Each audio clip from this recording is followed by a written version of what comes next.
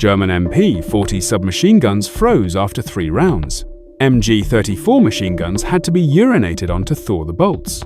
Luger pistols wouldn't cycle in -30 degrees Fahrenheit.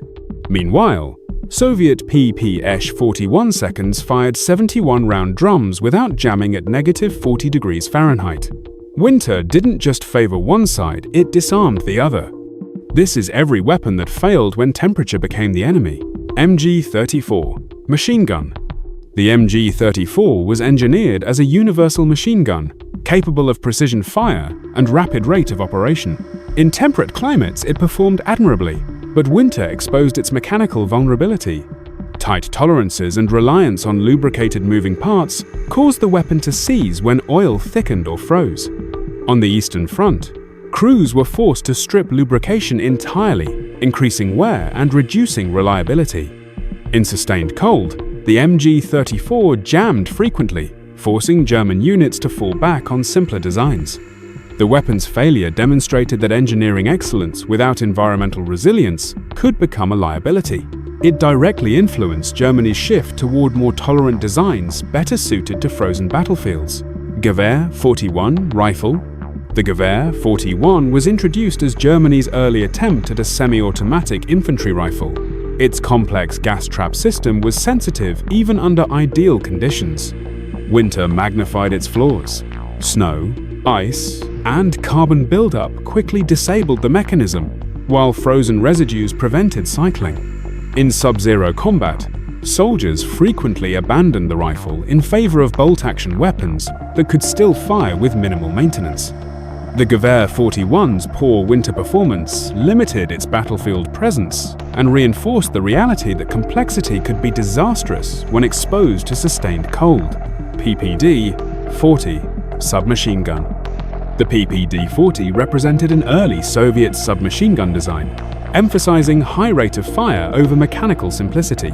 While effective in short engagements, it struggled in prolonged winter conditions. Drum magazines accumulated ice and debris, causing feeding failures during movement through snow. Cold reduced spring tension consistency, leading to misfeeds. In harsh winters, reliability declined sharply compared to later stamped steel designs. These failures prompted rapid Soviet redesign efforts, directly shaping the development of more winter-resilient infantry weapons. Panzer III medium tank. The Panzer III formed the backbone of early German armored formations. Designed for maneuver warfare, it was optimized for roads and moderate climates. Winter warfare exposed critical weaknesses. Engines struggled to start in freezing temperatures, fuel lines froze overnight, and suspension components cracked under ice-induced stress.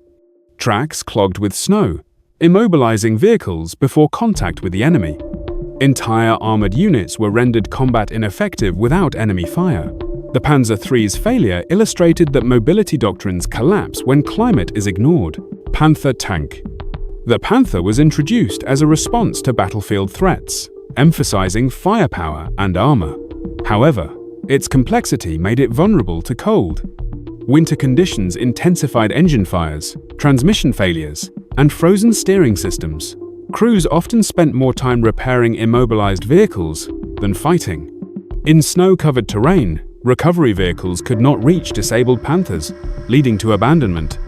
The tank's winter failures revealed the danger of deploying advanced systems without adequate cold weather testing or logistical preparation. German 10.5 cm leFH-18 howitzer. The leFH-18 was a standard field howitzer relied upon for infantry support.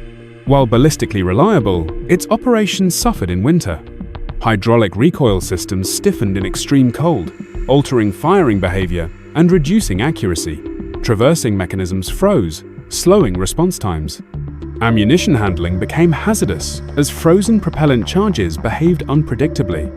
Winter reduced artillery effectiveness at moments when infantry support was most needed, demonstrating that indirect fire was not immune to climate. MG-FF aircraft cannon. The MG-FF aircraft cannon armed early German fighters. While adequate in early air combat, cold exposure at altitude revealed shortcomings. Ammunition lubrication thickened in cold air, increasing misfires. Feed mechanisms jammed during extended patrols, particularly over frozen landscapes. Pilots reported weapon stoppages at critical moments. These failures reduced aerial lethality during winter operations and forced rapid armament upgrades better suited to cold environments. Sd.Kfz 251 half-track. The Sd.Kfz 251 was intended to transport infantry alongside armor. Its hybrid design struggled in deep winter conditions. Front wheels lost traction on ice, while rear tracks packed snow into suspension assemblies. Steering became unreliable, and frozen fuel systems halted movement. Units often dismounted far from objectives due to vehicle failure. The half-track's winter shortcomings limited mechanized infantry effectiveness during cold weather offensives. German fuel and lubrication systems. Fuel and lubricants were weapons in winter warfare, and Germany's formulations failed catastrophically. Standard oils thickened into gel, while diesel fuel crystallized. Vehicles and generators became immobile overnight. Weapons dependent on powered operation were rendered useless before engagement. Attempts to improvise substitutes often damaged engines permanently. Logistical failure proved as decisive as battlefield defeat, confirming that winter warfare punishes entire systems, not individual weapons alone. Early Soviet semi-automatic rifles. While many weapons failed, some survived by accident rather than design. Early Soviet semi-automatic rifles, though imperfect, used looser tolerances. These tolerances allowed operation despite ice and debris. However, accuracy and longevity suffered. Reliability came at the cost of refinement. Their survival underscored a harsh truth. In winter warfare, simplicity often outperformed innovation. German Panzerfaust. Early models. The Panzerfaust was conceived as a simple, disposable anti-tank weapon intended for mass infantry use. Its effectiveness relied on chemical propellants and shaped charge detonation rather than mechanical complexity. Winter conditions undermined this simplicity. Extreme cold degraded propellant performance, leading to reduced launch velocity and inconsistent ignition. Moisture intrusion froze firing mechanisms, causing misfires at close range. In several winter engagements, soldiers reported failed launches at the moment of contact. These failures limited the Panzerfaust's reliability during cold weather fighting and highlighted that even simple weapons remained vulnerable to environmental extremes when chemistry replaced mechanics. German field radios torn. Fu series. German battlefield coordination relied heavily on portable field radios to direct artillery, armor, and infantry movements. These systems were critical force multipliers in mobile warfare. Winter conditions crippled them. Batteries lost charge rapidly in sub-zero temperatures, wiring insulation became brittle and cracked, and tuning components drifted out of calibration. Units often lost contact entirely during snowstorms and prolonged cold spells. The silent failure of communications proved devastating. Weapons that still functioned became isolated, uncoordinated, and ineffective, demonstrating that winter warfare could neutralize combat power without destroying a single weapon. Winter warfare during the Second World War transformed weapons into liabilities without warning. Cold revealed which designs were adaptable and which collapsed under environmental stress. Weapons failed not because they lacked power, but because they lacked resilience. Mechanical precision, advanced engineering, and doctrinal confidence dissolved when exposed to ice, snow, and frozen supply lines.